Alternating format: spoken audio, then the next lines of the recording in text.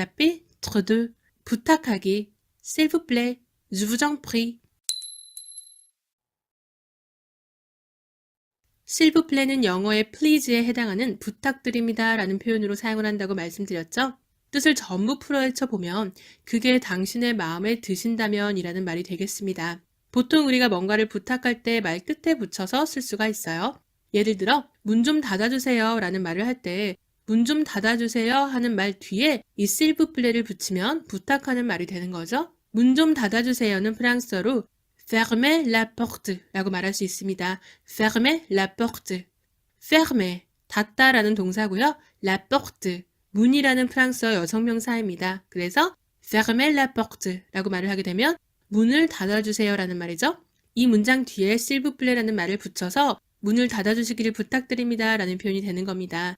fermez la porte s'il vous plaît 이렇게요. fermez la porte s'il vous plaît. 지금까지 우리가 알아본 s'il vous plaît는 vou가 사용된 걸로 봐서 모두 예의를 갖춰서 말하는 표현이라는 거를 이제는 예상하실 수 있겠죠? 그럼 친구끼리 혹은 가족끼리 조금 더 편한 사이에서 부탁을 하거나 요청할 때는 어떻게 사용을 하면 될까요? 당연히 vous 자리에 뜨를 넣어주시면 되겠습니다. s'il te plaît, s'il te plaît.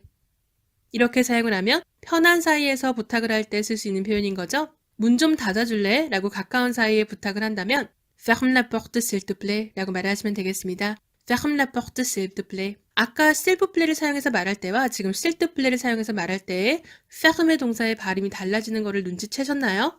s'il vous plaît를 이용할 때는 fermez la porte s'il vous plaît 이렇게 말을 했고요. s'il te plaît를 사용할 때는 ferme la porte s'il te plaît 이렇게 말을 했죠.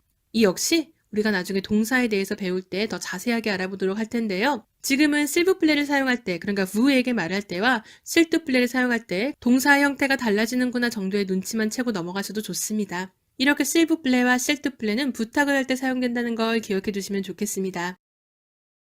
혹은 뭔가를 공손하게 요구할 때도 s'il vous plaît를 사용할 수 있습니다. 예를 들어 우리가 프랑스 공항에서 입국 심사를 받는다고 가정을 해보면요. 공항 직원이 당신의 여권을 좀 주세요 하고 우리에게 말할 수 있겠죠?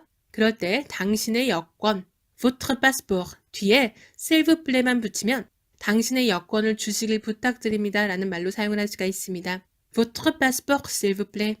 여권 좀 주시겠어요? votre passeport s'il vous plaît. 여권 좀 주세요 라는 말이 되겠죠? 혹은 신분증 좀 주세요 라는 말을 한다면 votre passeport 대신에 당신의 신분증이라는 votre papier를 넣어주시면 됩니다. votre papier. 그럼 votre papier s'il vous plaît 라는 말이 되겠네요. 당신의 신분증 좀 주시기를 부탁드립니다 라는 의미겠죠? votre papier s'il vous plaît. 당신의 신분증 좀 주시길 부탁드립니다. 이 s'il vous plaît는 주문을 할 때도 사용할 수 있습니다. 커피 한 잔 주세요 라고 주문을 하고 싶으시다면 커피 한 잔이라는 의미의 un café 뒤에 s'il vous plaît만 붙이면 되는 거죠. un café s'il vous plaît. 커피 한 잔 주세요.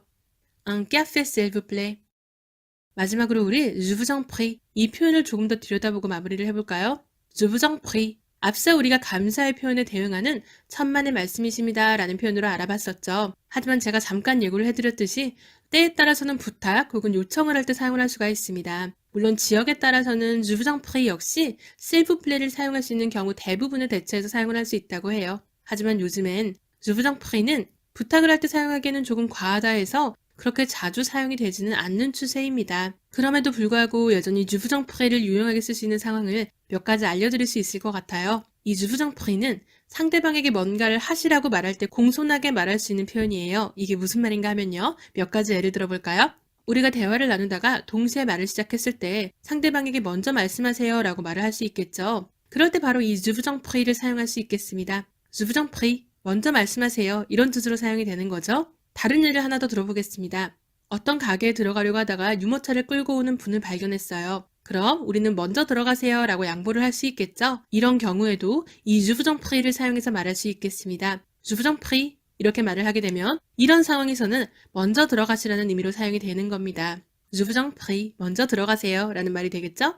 마지막 예를 하나 더 들어보자면 제가 카페에서 커피를 마시고 있는데 카페에 자리가 하나도 남지 않게 된 거예요. 그런데 어떤 손님 한 분이 와서 나에게 제가 쓰지 않고 있는 의자 하나를 가리키며 이 빈자리를 제가 좀 사용해도 될까요? 라고 물어볼 때 그렇게 하세요 라고 말할 수 있겠죠? 그때도 이 je vous en prie를 가지고 그렇게 하시라는 표현을 할 수 있겠습니다. je vous en prie, 이때는 그렇게 하세요 라는 의미로 사용이 되는 거겠죠? 그렇게 하세요.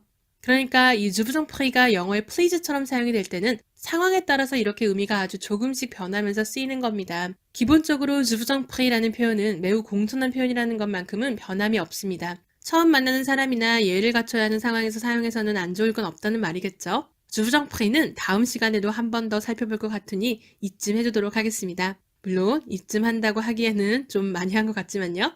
자, 그럼 오늘도 배운 표현들을 한 번씩 정리를 해보겠습니다. 감사합니다. Merci. 매우 감사합니다. Merci beaucoup. 당신에게 감사드립니다. Je vous remercie. 너에게 고맙다. Je te remercie. 즐거움을 가지고 한 일입니다.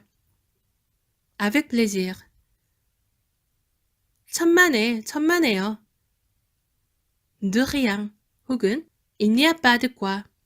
Il n'y a pas de quoi. Pas de quoi. 격식을 갖춰서 천만의 말씀이십니다. Je vous en prie.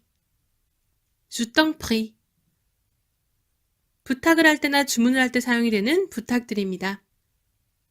S'il vous plaît. 편한 사이에서 사용하는 부탁할게. S'il te plaît. 격식을 갖춰서 말하는 먼저 하세요 혹은 그렇게 하세요. Je vous en prie. 네, 이렇게 오늘도 공부한 표현들을 함께 정리해봤습니다. 의견이 있으시면 언제나 댓글 달아주시고요. 제가 빠짐없이 확인을 하고 방송을 개선하는 데 참고하도록 하겠습니다. 공부하시느라 수고 많으셨습니다. 지금까지 혜지리였습니다. Au revoir.